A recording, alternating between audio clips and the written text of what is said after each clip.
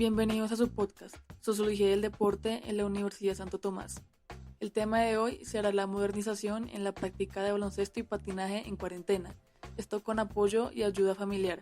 Para esto, junto con mis otros compañeros Dana y Daniel, y con ayuda de las entrevistas, nos centraremos y también profundizaremos más sobre el tema que se va a tocar en este podcast, como es el baloncesto, el patinaje y más cosas que tienen que ver con estos dos deportes.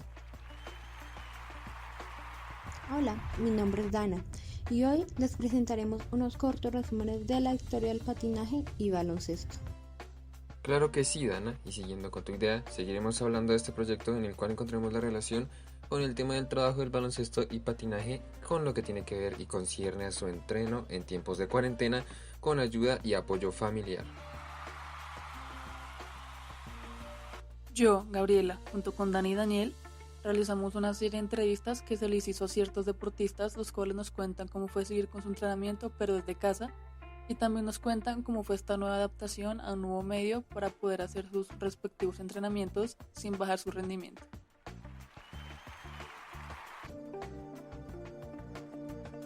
Dijo mi compañera Gabriela, vamos a iniciar con unos breves resúmenes del patinaje y baloncesto en Colombia.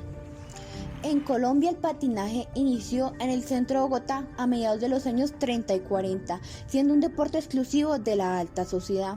Pocos años después dejó de ser exclusivo, ya que el Parque Nacional inauguró una pequeña pista en la cual se podía practicar de manera recreativa. Al Parque de los Niños en Bucaramanga y al Jardín Botánico en Cali también se les adaptó para que se practicara allá. En 1950 se creó la Liga de Patinaje de Cundinamarca, con sede en Bogotá, siendo la primera de este tipo en todo el país. 4 años más tarde fue constituida la Federación Colombiana de Patinaje, al mismo tiempo que el deporte participaba por primera vez en los Juegos Nacionales que se desarrollaron en Cali. En 1990 se realizó el Mundial de Patinaje en el municipio de Bello, en el cual Colombia sonó fuertemente en el círculo de países más importantes para este deporte, quedando de terceras en el tablero de medallería. En el año 2000 fue una nueva era para el patinaje nacional, ya que a partir de allí pasó a ser el deporte más exitoso en los últimos tiempos, siendo el país que más títulos ha ganado, con un total de 17 campeonatos mundiales ganados, 10 de manera consecutiva, y un total de 365 medallas de oro, siendo el deporte que más reconocimientos le ha dado a Colombia. Bien, ahora continuando y siguiendo con la idea, vamos a seguir con un pequeño recorrido histórico de lo que fue la llegada al baloncesto. Primero empezamos hablando de lo que fue el baloncesto, pues su llegada o su creación fue en 1821, gracias al profesor de educación física James Neech, trabajador de Springfield en Massachusetts, Estados Unidos.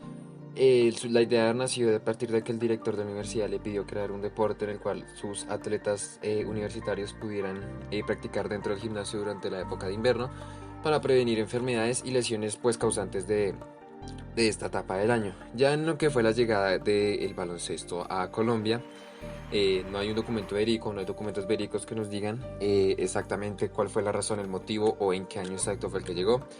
La primera teoría nos dice que fue traído por jóvenes estudiantes colombianos que se encontraban en Estados Unidos y regresaron en 1908 a continuar sus estudios en Barranquilla. Por otro lado nos dicen que fueron los infantes de Marina los que lo trajeron en el año de 1910. Pero la más acertada y la que más concuerda con las fechas es la que nos dice que en el año 1925 el francés Jean Booth y don David Martins Collazos, este último un profesor de La Salle en Santander, tienen a conocer lo que fueron las primeras ideas del básquetbol, o mejor conocido como hoy en día el baloncesto. En Colombia este se fue expandiendo poco a poco hasta llegar a sus cambios de hoy en día, y esto sería todo por ahora en cuanto al baloncesto. Después de escuchar a mis compañeros, procederemos a escuchar las entrevistas que se realizaron a los deportistas de alto rendimiento, como Jimena Domínguez y Leymar Nazarit, los cuales pertenecen a la categoría de mayores, donde nos contarán cómo fue todo su proceso haciendo sus entrenamientos desde casa. ¿Cómo fue para ustedes entrenar durante esta cuarentena? Creo que al principio fue una de las cosas más duras, pero a medida que iba pasando el tiempo, como que tú te motivabas más del saber que algún día ibas a regresar y eso ayudó para que uno entrenara con más ganas, entonces creo que fueron buenos entrenos. Entrenar durante la cuarentena fue bastante gratificante, debido a que le pude aumentar mis tiempos de trabajo, dividiéndolo 3 horas en la mañana, 3 horas en la noche, permitiendo poder centrarme mejor en algunas partes individuales de mi trabajo. ¿Cómo influyó el apoyo por parte de su familia durante este periodo? El apoyo de mi familia fue bastante y muy positivo. La verdad me ayudaron mucho a aceptar esto de la etapa de la cuarentena y estas cosas, debido a que la transición de estar afuera y tener relación con el entorno a permanecer encerrado es algo bastante complicado de asimilar. Habían personas que me motivaban a seguir entrenando, como habían personas que me decían, no, ya deje de entrenar, más bien venga y disfrutemos, galguemos, de todo, pero creo que va en uno que no dejarse influenciar de esas personas negativas. ¿Cómo se sienten volver a entrenar como lo hacían antes después de todos estos meses? Lo mejor, creo que el primer día fue el más emocionante y cada vez que llegas a la pista lo dejas todo porque nunca sabes cuándo va a ser la última vez que vas a poder entrenar.